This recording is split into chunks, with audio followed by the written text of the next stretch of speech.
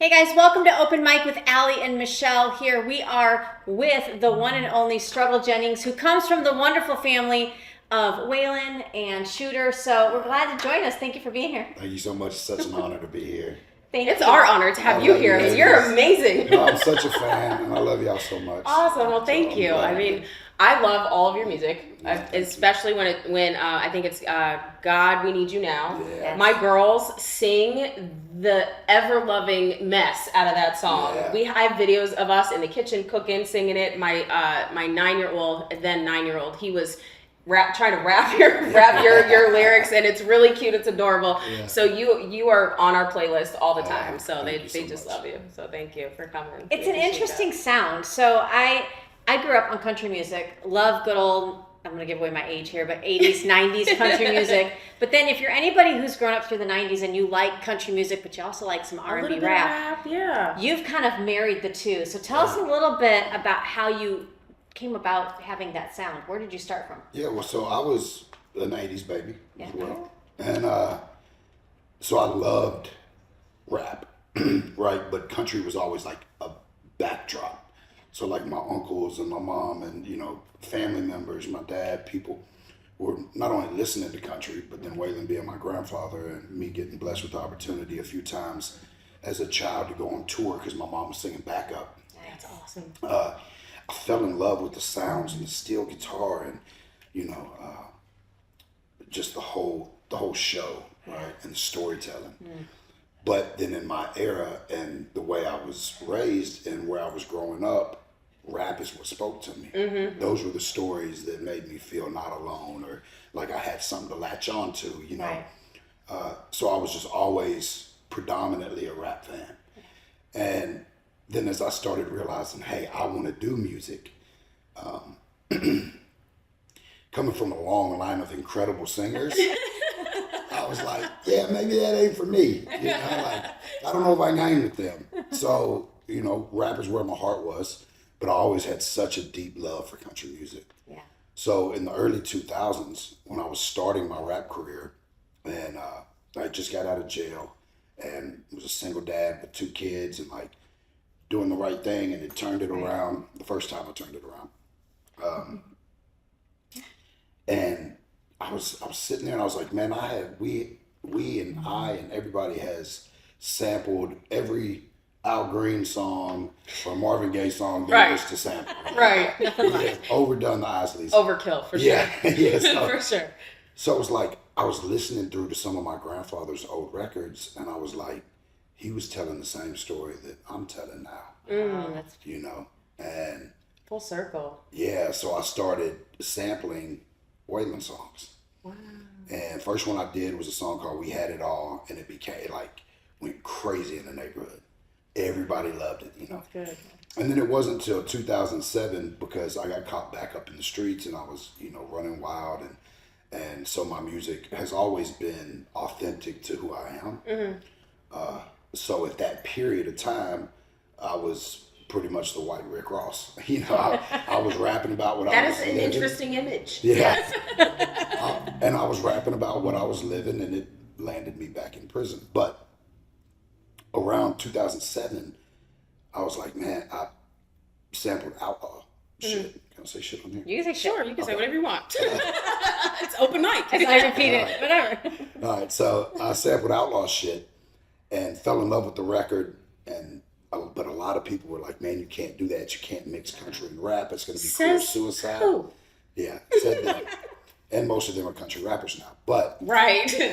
yeah.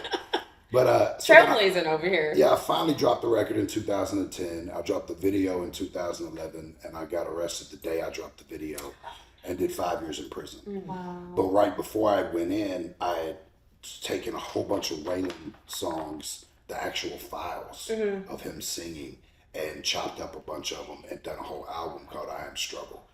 So That's a great album, you guys. If you don't have it, you need to go classic. find it. It's a classic. And listen to it. It's amazing. yeah, it's crazy. It's so crazy. Just to watch the evolution in my music, but then to go back and see where I was at back then still, so it's special. But so then that released while I was in there. And when I came home 5 years later, there's like this whole new genre, and so I kind of jumped back in, and you know, I was the first one to put a steel guitar on a rap record. I think. I love it. For sure. Nice. You know. You started a movement. Groundbreaking. Yeah. Like, was that your intention to like trailblaze that? No, or you know, I've always just done everything to like what's in my heart. Okay. So music was always my therapy and my outlet and my expression. Like most creatives, yeah, right? So You know? I was just doing what was true to me, and it ended up being what a lot of people needed and wanted as well. And there's been some great artists that have trailblazed that since. That was going to be my next question is, you know, so what do you make of somebody like a Jelly Roll that has transitioned? Like, what do you I mean, you've started something that's, it's just completely run the course. Like, I can't imagine something like a Tim McGraw teaming up with, you know, to do rap, but it's worked. There's been worked through crossovers R&B. before. I mean, Nelly's been on a country album Tim McGraw. a couple times before. And so now there's a lot of them. You know, and Big X so is many. doing a whole album with Jelly and Bailey Zimmerman, and so like, and then of course Post. Right. But Jelly, you know, me and Jelly have been friends for 25 years. So he was there through all of that, and he was a part of that, right? And now watching his transition into country, and now even beyond country, because he's just getting bigger Christian and bigger. music too, yeah. Watching that has just been so amazing, you know, because I know, I mean, the guy slept on my couch for years. We went through a lot of things. We buried a bunch of friends together. We buried the mother of my kids, you know, just numerous people, and through prison sentences and court hearings, and you know, we've been there for each other. So, and he's been a huge inspiration and a big support system for me. So, always hats off and all the flowers to Jelly, and I'm so proud of him. There's enough room for a lot of success. So you have to explain to me, you're considered an outlaw, and that's what you consider yourself, outlaw in the music industry. So what does that term mean to you? Because I think it's kind of cross different gamuts. Like Aly and I may be considered outlaws in politics. Oh, you are? Yeah, or, for sure. You know, what does that mean to you? Like, well, it's the same thing. I mean, you know, it's somebody that doesn't stay within the barriers of society or what's supposed to be. You know, like, it doesn't allow somebody to put them in a box or be told what they have to do. You know, I almost fell victim over the course of the last year because I had a lot of people in my ear saying, hey, if you want to be in the country industry, you got to just completely put the rap down. Oh, wow. You know, but Brandon Gilbert told me, don't forget to dance with the girl that brought you to the party. Hey, that's great advice. Yeah, so, that is great advice. But you know, it is harder being an outlaw, right? As far as, you know, I don't have the help or the push of a major label, but we have real, true, honest fans and the common people that really they feel the same way as we do. They're just either told they're not allowed to feel that way, or they're tricked into thinking that it's wrong. And I think that's really what an outlaw is doing what's right in their heart and not what they're told is right. I like that.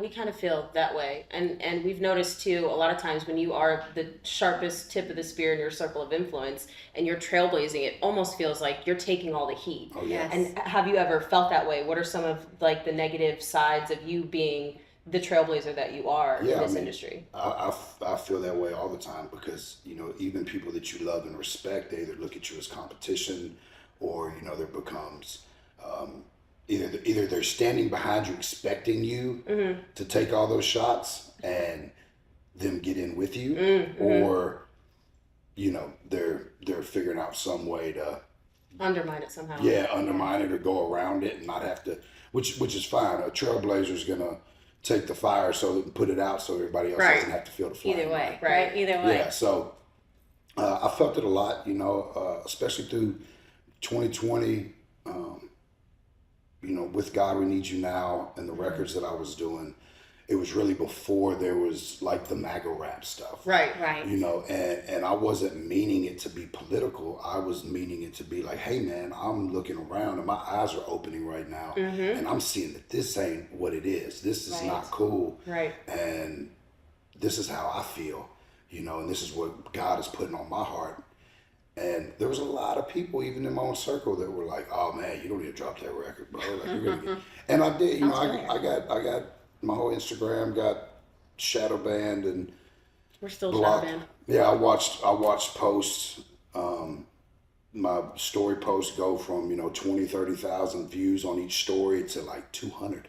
Yeah. Like they crushed it. They That's killed currently my... me right now on X. I don't understand why. Elon, can we fix this? Thank you. Can you fix this, please? Yeah. You touched just a little bit on your faith, and I think for a long time we've been told, just in culture, that two things you don't talk about are faith and politics. And I thought, well, or faith in music mostly. Yeah, nobody's going to like us because those are two things I think we have to talk about. Right. We have to at least be able to be free to talk about that. What was that journey like, and how does it now make its way into your music and your creative ability? What's crazy, and I love that you said, I just literally got cold chills. For so long, I stood on the fact that my music was authentic to myself. But I had that same mentality. Like, I'm not going to talk about politics, religion, or sports, or, all the divisive stuff. all the divisive stuff. Right. And my reasoning was right? Because I was like, there might be a Muslim, or there might be a Democrat, or there might be somebody that's going through a drug addiction, or a divorce, or haven't seen their kids in a while, or facing a prison sentence, or just coming home from prison. And they need to hear my message regardless what their belief system is. Right? Because we all need it, and we all need change, and we all need a light.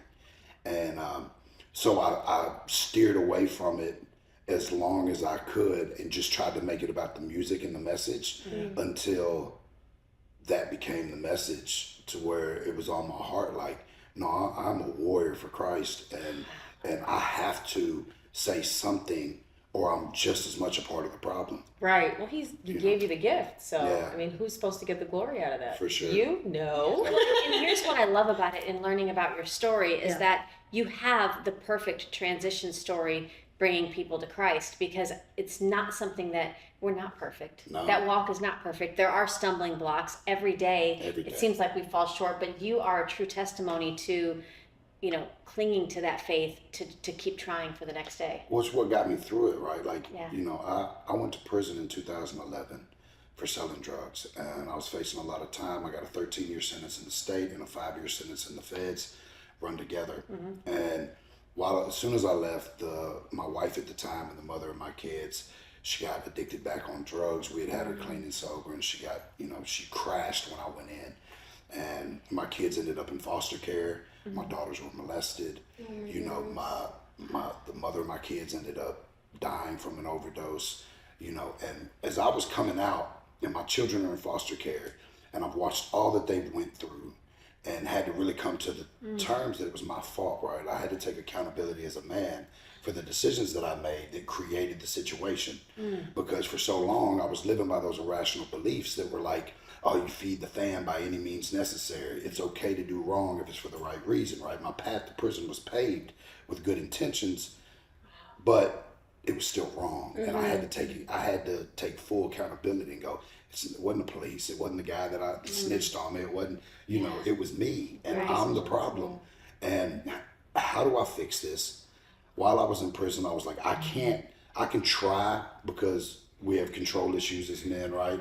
Try to still control what's going on, but I couldn't control what was going on outside of those walls. Right. The only thing I could control is myself, what I did with that situation, and who I became. And if I let that be the way this story was told, and my love for God, and my love for my children and my family and my loved ones and my friends, I buckled down, and I went in there and completely turned it around. I lost 100-something pounds in prison, and probably 1,000 pounds of other baggage. Right, exactly. And I came out with such a light and so ready, and I got out. I got custody of my kids. I fought like hell. I buckled down.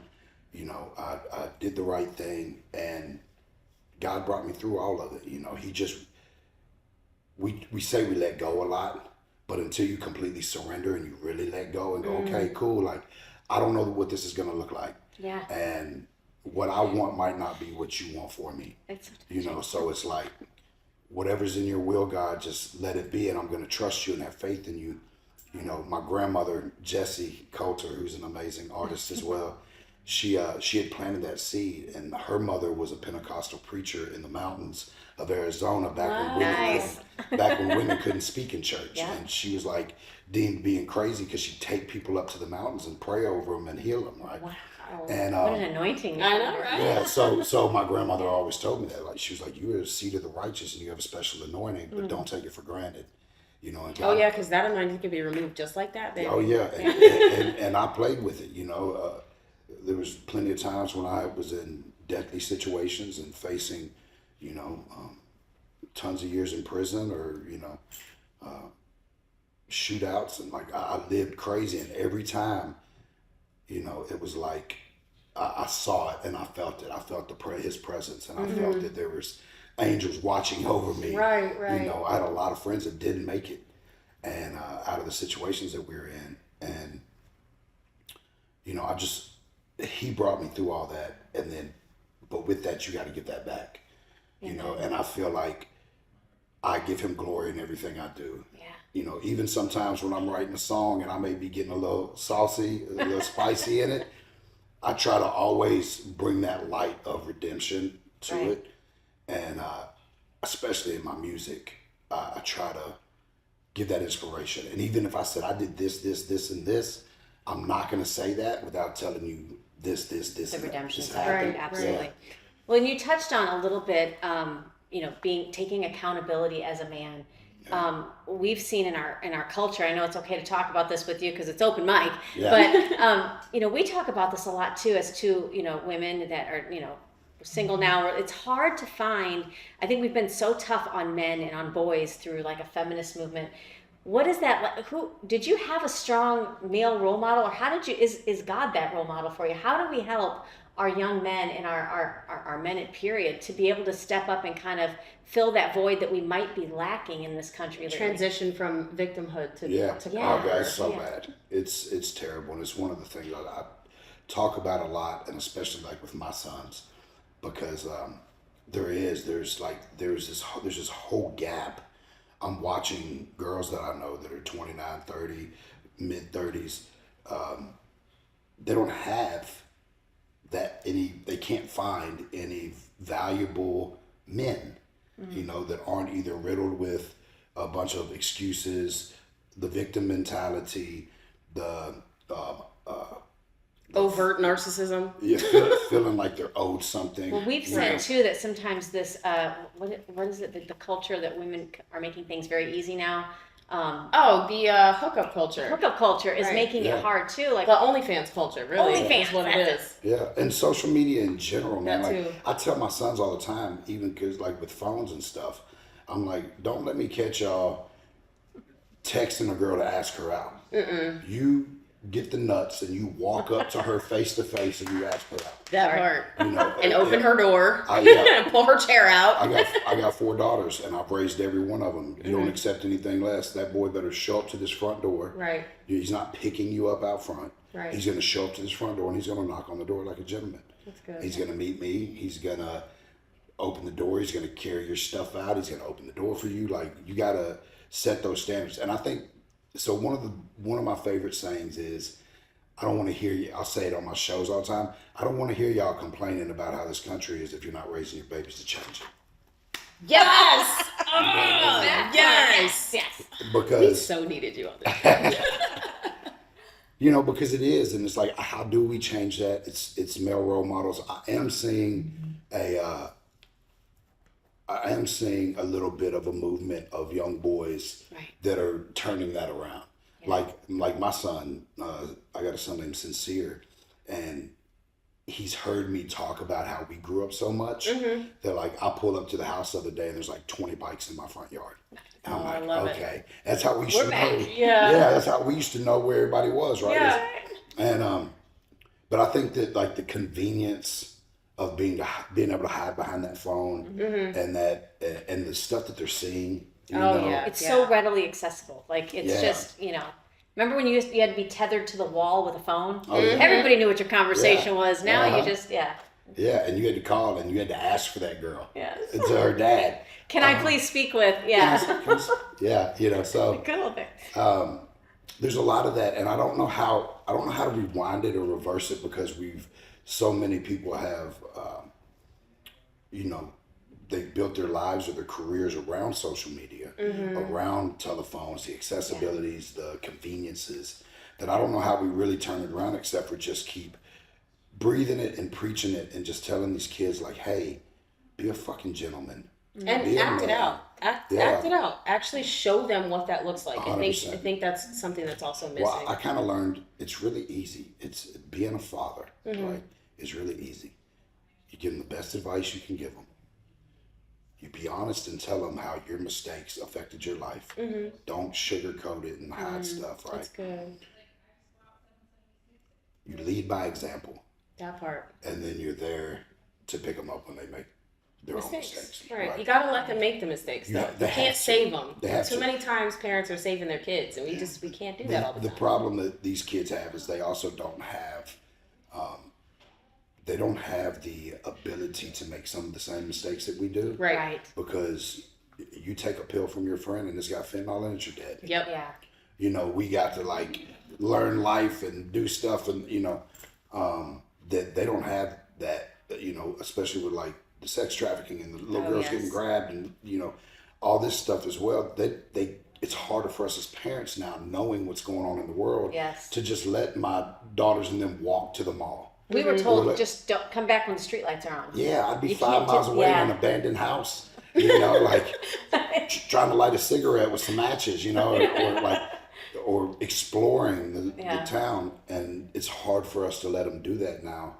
I think you got to kind of you got to set yourself up in a secure area, and you gotta be on your toes a lot more than our parents had to be. Yeah. From the heart of Marietta, Georgia, comes a tribute to the spirit of liberty. Liberty Cigars, where history meets craftsmanship. Each cigar tells a story. The Founders Collection honors the visionaries who shaped a nation. The President's House Collection celebrates the leaders who steered it. And the Naval Series salutes the heroes who defended it.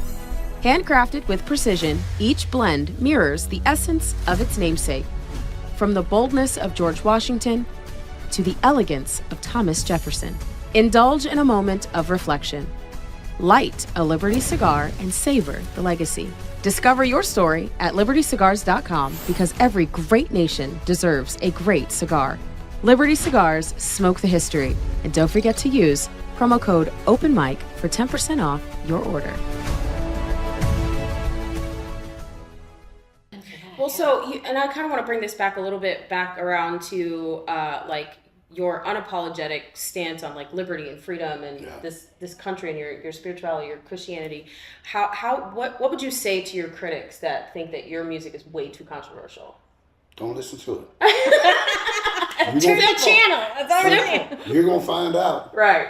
And you know, I may be wrong about all this, but I don't think I am. No, I don't think so either. And, you know, what really did it for me was my grandma Jessie, who, you know, she was married to Waylon.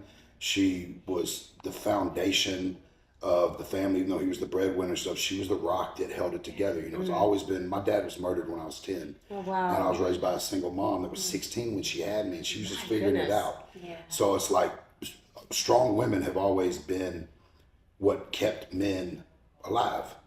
Right?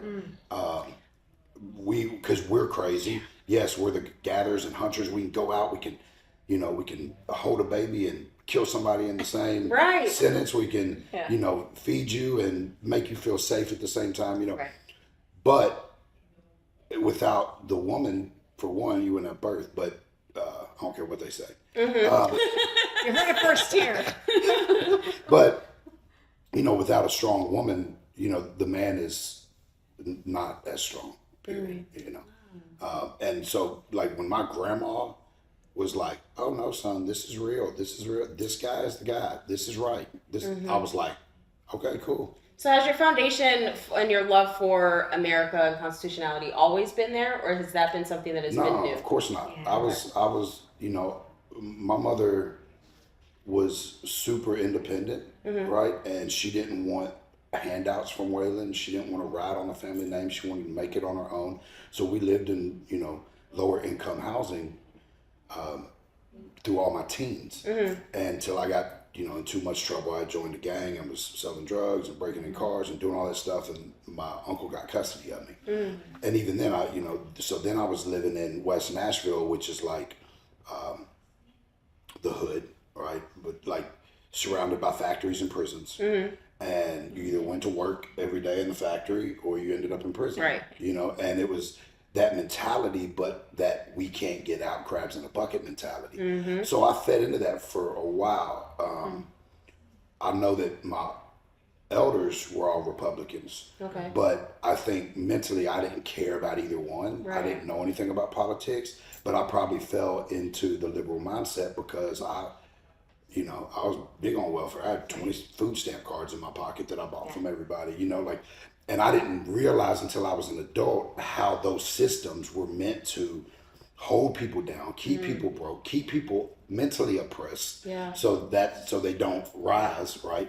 And I didn't understand a lot of those values until I became a man, till I took accountability. There you go. See, I think that's one of the biggest things is people just don't want to take accountability, right? They want to push it off and they want to justify this by that, and they want to, So, of course, I think most of through my late teens and 20s, I probably would have leaned more liberal. Okay. Because I didn't really understand the values, for one, that the country was built on, and that I was a father, but I was still trapped in that that mentality that I'm never gonna have more than what I got right now. Right. Wow.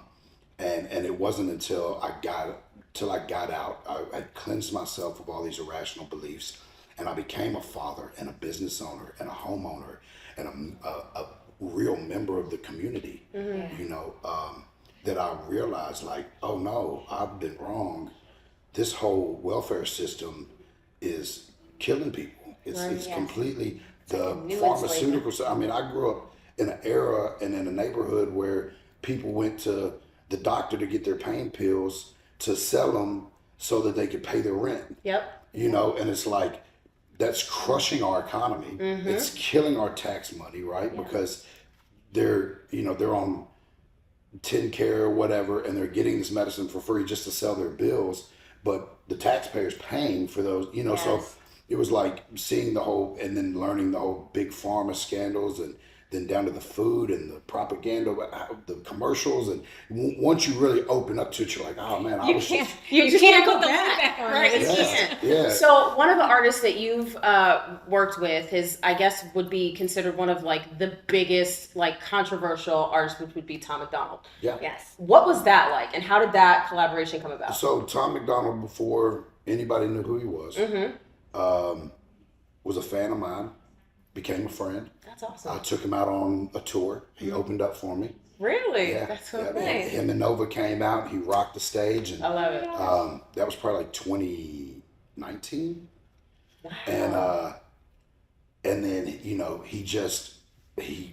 kept hammering away and worked his ass off. And they got such a special thing, him and Nova, because they're just a couple and a team, and he's been able to stay independent and really crush it, like a lot of people aren't able to do. Right.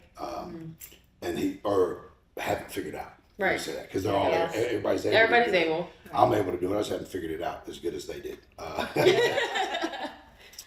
Because I went through phases too, where it's like, oh no, I'm gonna sign with a label. No, I don't want to sign with a label. Oh, I want to be in stadiums and do this. No, I don't know if I really want to do that.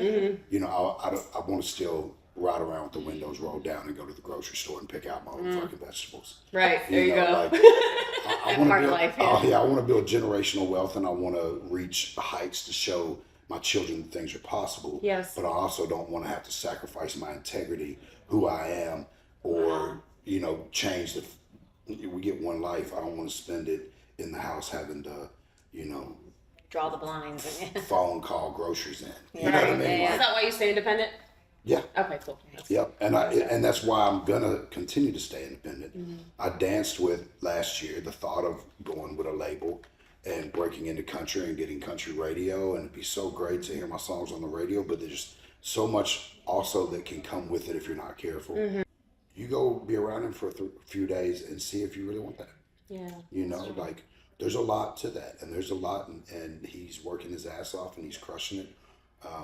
But there is a lot to that, and I kind of like my privacy, and I kind of like being able to move around my community, and I kind of like being able to do some things that a lot of big artists don't get to do. You're right. Stay local and accessible. That's Yeah. good to your fans. I like that. And I don't want anybody telling me, not that Jelly lets anybody tell him, because he's not. He's staying true to himself. Yeah. Not letting anybody tell me what I can and can't say. Like this, I'll tell y'all here first. I haven't told anybody this yet, except for my internal team. Exclusive. Yeah. But they told me so much that I had to stick with one genre if I wanted to really have that kind of career, that I'm dropping a country album and a rap album on the same day. Nice. You know, Nice. later this year. And Oh my God, it's gonna be like, hey, you know, I know that Don't say it, some of the yeah. industry people might be upset about this, but this is Oh, my well, career and my right. life, and y'all are my fans, and I know that a lot of my rap fans have been starving. Some of them have transferred over and they love my country stuff, but a lot of them just ain't country fans. Right. You know, and they're wanting to hear that music again that they're that they latched onto, that got them through those hard times. Yes, and probably same with country. Like there's people Yeah. that just want. Yeah, I love that you don't want to be stuck in a box. That's like the main thing. so many artists are told that they have to stay in a specific genre, they can't go outside. But if you are an actual creative and all of these things come to your mind, regardless of whether it's your mood or what you're seeing on TV or what you're seeing in the world or what you're experiencing, and you're able to put that in different I guess genres of music or different platforms, why shouldn't you be able to do that? Do you have any advice for the independent artists that are looking at trying to do something like that? You don't try to be what people get so caught up over numbers. Yeah. Right, that they think that's the reality. So like, say I really love my dog Simba, but when I post a picture of me and my dog Simba, it only gets 100 likes. But I post a picture in the bar toasting a glass of tequila and it gets 10,000 likes. Am I gonna just start going and drinking every night so that I can get those likes? I would Or hope am not. I, you know what I mean? That's right. I get it. And then maybe that's a weird way to put it, but it's True. like I think people get caught up so much in what they think is gonna make them big. Yeah. Instead of just be true to yourself, and if it's gonna happen, it's gonna happen. If you stick to your guns and you have faith and hard work, and you believe in yourself, and you keep pushing, you're gonna get exactly what God has intended for you. I love that. You know, I know we're talking specifically about the music industry, but this could be for anything really. You Right. look at independent journalism. You look at whether it's you're trying to climb the ladder in sports or corporate. Everything can kind of be summed up in the way you just described it. It's not just the music industry; it's a lot of different industries. What's the songwriting process like for you? Like, do you have to go away on a deserted island to really get that? Oh, no. Is it driving on the way to the supermarket? It's everywhere. It's everywhere. It's in my head at all times. I wrote half a song sitting here with y'all. No, I'm playing. I'm excited. I want to hear it. Am I on it? What are we doing?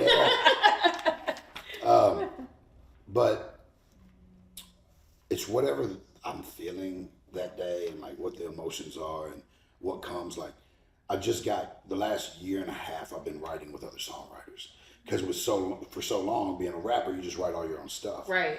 Well, getting into like country songs and writing, it started with me writing songs for my daughter and with my daughter, and then writing for my artist Caitlin Curtis, right, and writing with her. She's awesome. And my other artist J.D. Huggins, and then Bonnie Stewart, who is a Americana artist under me for a long time.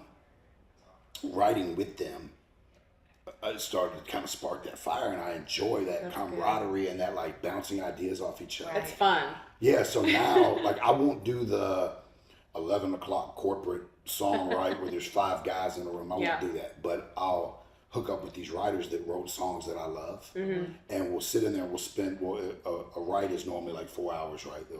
They'll book you for 4 hours for a write, and we'll go in and we'll talk for 2.5 hours about life. Yeah. And then a song will come from it. Yep.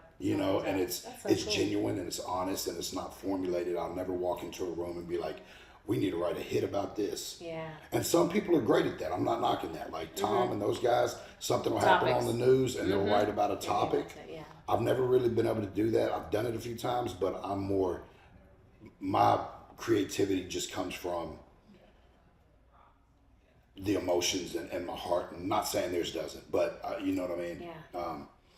And it's hard to schedule that. It's Yeah. not like you can, it's just like wanting an appointment with God. You kind of got to just make yourself Yeah. available. You're not Yeah. like, you're not on time. I had 15 minutes. No, that's not Well, how it so works. this brings me to my next question. We heard a new song that you've created with Hadass. Oh, yeah. We love Hadass. Yeah. Great song, by the way. Yeah. What was the inspiration behind that? Well, so Sonny had called me, and he said, hey, I want you to come down here.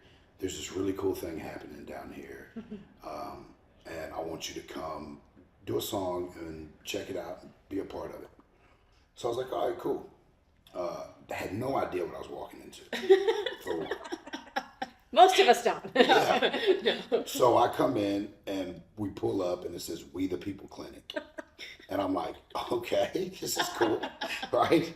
Well, first, I knew that it was a song about autistic children. Okay. So I had told Sonny, I said, well, I would love to, because I have some autistic nephews and family members and stuff, but I would love to go meet some of the families and the kids before I write the verse. Yeah. You know, I want to feel Yeah. and be able to convey what they need to hear. So pull up to the clinic, walk in, meet this big guy named Vic. And I'm like, have we known each other 30 years? Like, he's just one of those souls Yeah, that, like, yeah. as soon as you meet him, you're like, oh yeah, he's one of my people, and he's incredible. And then to watch all the stuff that they're doing, and then, you know, sitting with the family, a couple families, and watching one of the fathers crying, saying he just wanted to hear his daughter's voice, right? So I came back and conveyed all of that through my verse, what I felt leaving there that day, and like, if I was him, what I would want to say. Wow. The next morning, that little girl spoke her did. first She did. words After and treatment. smiled Yeah. for the first time after the treatment. Yeah. And I mean, it was such a beautiful moment that I'm back here now. So excited. You know, so, cutting the whole album. But I love it.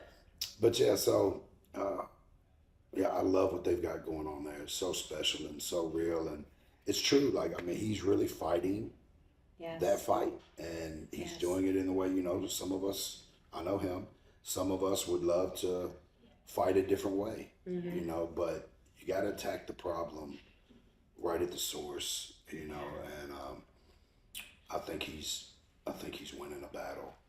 Absolutely.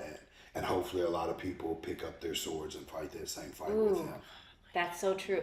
So this is a documentary that will be coming out about what We the People Clinic, with the help of Vic Miller, what they're doing to try to this groundbreaking treatment that really is reversing the effects of autism. And your song will be featured in that. So you know, just like, you know, we could talk for just a second about somebody like Vic. You know, you would think that God is going to choose the people that are the most qualified, right? So why get involved in a healthcare setting if you're not somebody that's a healthcare professional? But he doesn't call the equipped, he equips the called. And I think that if we can remember that, whether it's independent media or it's music, whatever that looks like, right? We all have a calling. Yeah. Sure.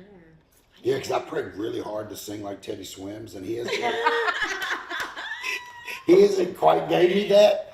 But in the last year, what I can do vocally is night and day from what I could do a year ago. Yeah. Because I got with that vocal coach, I listened to God and said, okay, this is what I want to do. I'm gonna put the work in. I know you got me regardless, right? If it's meant to be, it's gonna happen. If it's not, something else greater is gonna come from it. Amen. Right? Once you learn how to turn your obstacles into opportunities, you know, and you say, okay, I may feel like this is an obstacle, but this could just be a lesson, and it's an opportunity to learn something. If it's a hard time, it's another notch under my belt and story on my testimony. Yeah. Like, I know that I'm gonna get through this, Right. because no weapon formed against me shall prosper. Amen. So Love this. I know I'm gonna get through it, Yes. right? And I don't know what it looks like, but I know he's got me, so I'm gonna do what's right, and I'm gonna keep pushing through it. Once you really start doing that, you don't really deal with disappointment anymore. Right. Because I'm looking back, so many of the things that I thought were trauma or heartbreaking, which I hate using that word. The kids all now talk about their trauma. I'm like, please. It's like so overused. Yeah. It's so overused. Yeah. If my kids say they're overstimulated one more time, that's called being excited. Like, enjoy It's it. an emotion. It's okay. It doesn't last forever. We felt that as moms. Yes, yes. But you know, I look at the things that were really hard times of mine, something great always came from it. And God gave me something that I needed for the next phase. And I learned a lesson that I needed tomorrow. And I got a little bit stronger, that I was able to deal with things that were ahead that I couldn't have foreseen. Right. So I really feel like, everybody just keep pushing. Keep pushing through that. Just keep That sounds pushing like a through it. song. Yeah. Yeah, we'll write it today. Okay, let's go. Is there anybody that you are looking forward to working with in the near future? Or someone that you would want to work Oh, there's with? so many incredible artists out there, like, especially in the country world. Yeah? I'm seeing all these, like, right now, my Uncle Shooter's producing Charlie Crockett, and he's Okay. just so cool, and like, that same kind of like, just F it, I'm me, Okay. and then you got guys like Marcus King, who's like one of the most talented. My good friend Teddy Swims, I'd love to work with him, and I just got into the acting business. Yeah? Nice. I got my first role last December. It hit theaters in March. It did good in the theaters, and now it's on streaming. It's called Day of Reckoning. Okay. You're reckoning. All right. It's with Billy Zane from the Titanic and a bunch of other movies, but Billy Zane's in it. A couple other incredible actors. One of them, Zach. I don't know how you say his last name. I think it's like Roig, but he's. My kids were like, "Oh my God, that's Matt Donovan from the Vampire Diaries." Yeah. You know Oh my him? gosh. And I was like, "Oh, just in a You movie have together." arrived, Dad. Yeah. You've arrived. You're too cool. Yeah, and then Trace Zach. Atkins. Yeah. And then Trace Atkins is in it. I play one of his goons, and Of course you do. yeah, Typecasted. yeah. I got to kick in some doors and shoot some guns, and Nice. might or might not have got killed. I don't know. We'll see if there's a part 2, but Okay. it's implemented that I got shot. But Nice. Yellow Wolf's in it with me. One of my dear friends. No way! He crushed. He's such a good No actor. way! I can't believe you just brought up Yellow Wolf. That's Okay. Yeah. I'm a fan. I like him. He's great. He's one of my lifelong friends. Him and Jelly are probably my 2 oldest friends. I got Daddy's Lambo playing in my head right now. Like, I'm just like, wait, why? Yeah. So he's in the movie too. So Okay. you're gonna watch Day of Reckoning, I will and then watch that. the producers were so amazing. It's a ESX Productions, and then backed by Warner Brothers. Wow. So like, Okay. I got to go out and do the whole thing at Warner Brothers Studio. Nice. The big premiere and stuff, and cool. and then they called me back, and so I just finished shooting a Christmas movie that'll be coming out. Yeah, I just finished a Christmas movie. Are you Santa Claus? No. I play security for a guy, but I got like 20 lines in the movie. That's good. This one was like speaking roles. Okay. Nice. So it was really cool, and that's always been a dream of mine.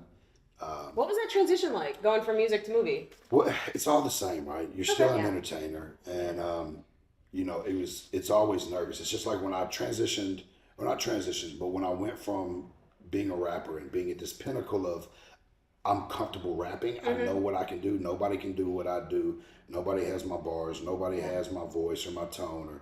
Or, I stand alone, and I've reached a pinnacle of what I can do rapping. I've been doing it a long time. I'm good at it. Well, then going into singing, it was like starting all over again. Right. Right? And learning, the notes and how to carry and where to even sing from. And it was just completely different. And then now acting is kind of like starting over again too. But God's given me the strength to lift up and do all of them. Gotta find your legs. Yeah. And I had so much fun, and they told me I was a natural, and they're like, "Oh my God, I can't believe this." I can see that. Okay. I Yeah, can see that. Yeah, Yeah. so it was amazing. And Dwayne Johnson The Rock has been one of my biggest supporters Really? for probably the last 7-8 years. That's awesome. The most inspirational, sweet DMs. Posted me comments on my stuff, and we talked a bunch in the DMs. And about 8-9 months ago, he was like, "Dude, I don't know what we're doing. Here's my phone number." And so I got to send him a picture of my SAG card when I got it. Yeah. And he just sends Nice. me. He sends me the sweetest, most inspirational messages. He's big on. He doesn't text much. He'll actually do a voice note. This one. I do voice notes. Yeah. Like, how do you do that? What are you pushing? Yeah. Too long for me to text you. When I do it, and I start talking, and starts typing words I don't even know what they are. I'm like, that's not what I said. Okay, AI, calm down. But so I would love to work with him sometime in the movie industry. industry. And He's pretty funny too, so I Yeah. can kind of see that. You guys Yeah, are but playing a this little last- comedic role, and Yeah, that'd be cool. this last one I got to be more lighthearted. The first Yeah. one, it was just like tough guys shooting Knocking up heads everybody. together. This one I got to be a little funny, and, Okay. and so it was fun. Like, What do your kids think? they love it. Yeah. Well, you know, and the thing is like, I love getting to show them because my kids have been through some shit. Yeah. You know, my 3 youngest, they lost their mother to drug overdose. When I went to prison, they were dragged through the hood, through trap houses, ended up in foster care, bounced around in different foster homes.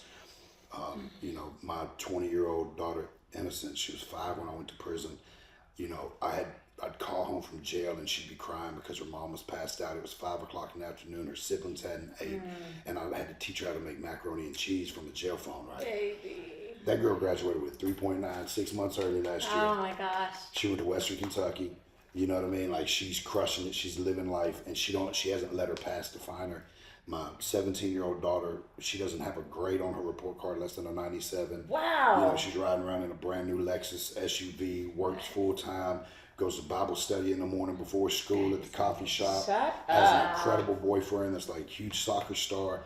So like, I'm watching the tide shift and Breaking generational curses Yes. through strong leadership. Yeah. Yes. And And accountability. and accountability. You know, and I get to wear the badge. Like, yeah, okay. I did that. I did this by making that decision to turn it around and getting out and manning the fuck up, making the sacrifices, making the decisions to change, and being there for those babies and giving them a strong foundation and somebody to fucking look up to, somebody to say, my dad works really hard and he really believes in God and he loves us enough that he didn't keep going back to that. Can we clone you? There's way better. There's way better out there than me, baby. I'm still. Can we clone this? I'm still mentality messed is up. important.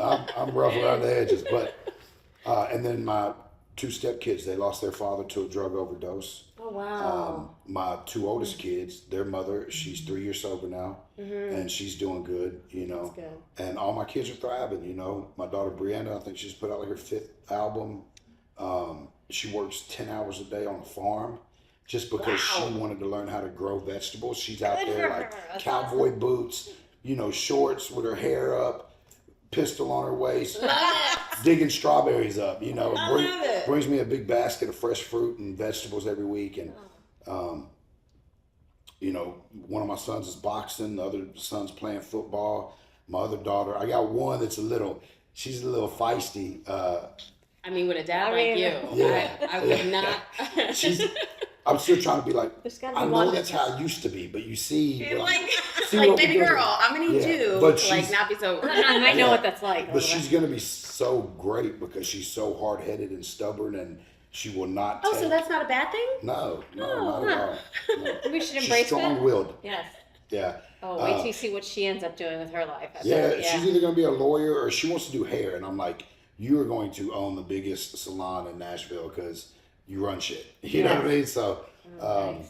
and then my other son, he just got his first apartment, and he's doing good. He got him a job at FedEx. So like all the kids are thriving. Everybody's doing good. amazing. They don't have to think the way I thought. They don't have to be caught up in the same cycle that their families have been in before. You know. And they've all learned so much and have so much strength and resilience. And every one of them has such a great testimony now that, like, no telling, they may change the world. So I just keep plugging away and trying to be the best that I can be, and you know, living in gratitude and thanking God and asking God for a lot of forgiveness every day. You know what I mean? Yeah, every Because day. you know, we're human, and you know, he knew that, right? So, Have you ever experienced cancel culture? well, I probably would have if I ever believed in it. Oh, okay. I believe in it. No, I mean, I know that I've seen it right. exists, but I've always been like, well, you can't cancel me because I don't care. There you go. You know what I mean? that. Like, I didn't require a membership. Try to cancel. yeah, right. Yeah, but you know, I've seen it, and some of the things, you know, I get. Like, I had a fan going in on me because I wear Jordans, and they're like, you know, that's made by slave kids in China, and I'm like, you're not going to take my Jordans away from me. I wish I could fix China. Right. I wish I could fix that. But Michael Jordan was a huge Yes. inspiration in my life, and he was, he was somebody that I always looked up to as a champion and a man and a sports player, and so I love the shoes, and I couldn't afford them when I was young, so now I like to have them. And you're not going to save China by one pair of shoes. No, You're not. no. Anyone else in culture inspire you?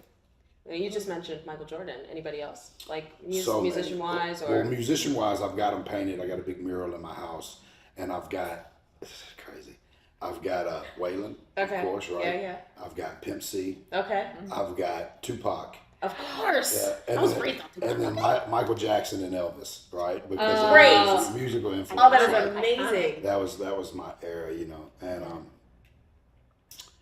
I've had fans say something about it too. Michael Jackson, I'm like, listen, Stop. what He was an icon. Yeah, like what he did, like he's not here to defend himself for one. Exactly. If he did do that, shame on him. I love his music, and Right. Well, we have a running joke in my family that Prince is my dad. Oh yeah. So my mom is like obsessed, and she's met him a few times, I and can like see it. my father kind of resembles Prince a little bit. And I was Yeah. like, Mama, you got a type, don't you? Yeah. That's so cute. It's a running Prince joke. was great. Gwen Guthrie is my aunt.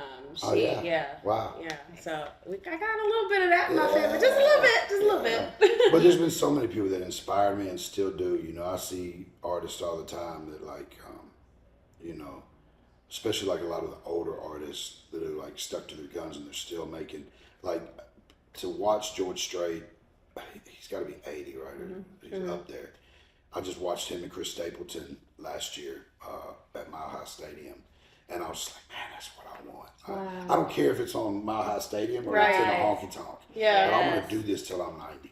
That's I awesome. want to sing, and that's one of the reasons That's that inspirational. as I was growing into the person that I am, that's one of the reasons that I wanted to make country music, because I love country music, but I don't think I could be up there rapping at 92. I think you could. Maybe. I think you I can can do it. definitely get up there and play a guitar and sing some more cowboy songs. Absolutely. Right? Tune in for that too. And I came fresh home from prison wearing cowboy boots and turquoise. And my story with turquoise was, when I was a kid, it was always my favorite stone. But I was so caught up in it wasn't cool. Yeah. Right? Yeah. So I was so caught up in it had to be diamonds and all this flashy stuff. Culture. Yeah, culture, right? Then I was like, you know what? When I get out, I don't care if they think I'm gonna wear turquoise. And so I got turquoise grill and everything. I've had that grill since 2019. Wow. Okay. Yeah. I was tagged when Beyonce posted hers the other day. I was tagged like 500 times. People going, Struggle did it first. But I love it. You got to show them where it started. I'm just saying. yeah. But the men that I looked up to, because that's another thing. It's like you have to find something to latch on to as well, something for guidance. Yeah. And like in prison, when I walked in, I saw the two different groups of people: the guys that were gambling and smoking and watching TV and eating honey buns and talking shit and talking about their old life, and then I saw the guys that were going to every class, reading books, training on the yard, getting in good shape. You know what I mean? And I was like, oh, that's what I want. Okay. Right? I didn't want to stay in the same pattern that I had been in and go over there and all the foolery. That's good self-awareness. Yeah, so then that was like the first step. And then when I'm in prison and I'm stripping myself completely down and finding out where all my character defaults are, why do I keep ending up in these situations? I was like, well, I need to latch on to some male role models that I had in my life that in hindsight, I may not have listened to when I was young, but that were the best for me, Right. And that was like my Uncle Tadpole, Waylon, and a few other men. So I was like, you know what, when I get out, I used to walk around in Waylon's cowboy boots when I couldn't fit them. Like, I'm gonna get out and give me some cowboy boots. Some cowboys. And so Yellow Wolf, he actually bought me my first pair of cowboy boots and my first turquoise necklace when I hit the Federal Halfway House. That's so cool. Speaking of cowboy boots, I already took a picture of yours. They're nice. They're nice. Stallions. Stallions been great to me. I mainly only wear like Lucchese, and then I was wearing Lucchese for a while, and they had a guy working there named Dan Bowen, or Dustin Bowen, sorry, Bowen Boots, and I would tell him, I'd be like, man, you're going to have your own boot company one day. He was like, nah. About 6 months later, he hit me like, hey, man, I'm opening my own boot. You're prophetic. Look at that. Look at that. Speaking into people. I love it. So he does a lot of customs for me. And then I found some stallions that I loved. And they were these snake skin, and they were just built so good. And a boot dealer that I know had posted these boots online. And I was like, man, I want those boots. And he was like, man, they're half a size too small for you. And I was like, man, I really love them. I was like, I got a pair of Stallions. He was like, well, let me reach out to Stallion. Stallion made these for me in weeks. Oh, wow. So that I could have them for That a tour. kind of hookup. Yeah. Nice. I mean, they showed me so much love, and that's something that somebody like Luke Casey would have never done for me. Okay. So then I was like, okay, well, now I'm wearing Stallions. Yes, absolutely. And I wear a few other boot companies, but like Bowen boots and Stallions are my go-to for sure. Awesome. This has been so inspirational. I think not just hearing more about your story, your testimony really, but to hear you speak words of encouragement.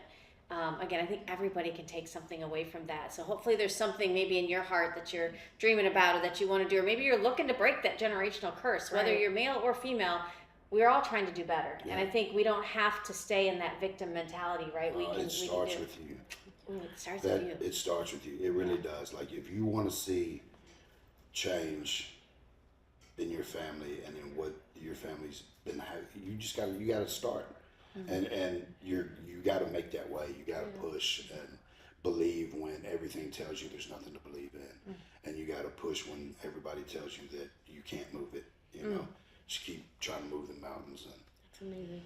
That's amazing. Your story is incredible. Incredible. Struggle. We I'm didn't really so get into glad. it. I know. We're gonna wait. There'll be part two. Then be we'll have part to come two. back for part two, guys. Thank you for joining us on Open Mic. And That's a wrap listen, for if you today. have any questions that you would like to ask Struggle that maybe Yeah. we didn't touch on, please reach out to us at contact@openmicladies.com and we'll get those questions to Struggle and we'll do a part 2 with him. Thank you guys so much for joining Open Mic. Make sure you like, share, and subscribe, and let everybody know that he is your favorite artist, okay?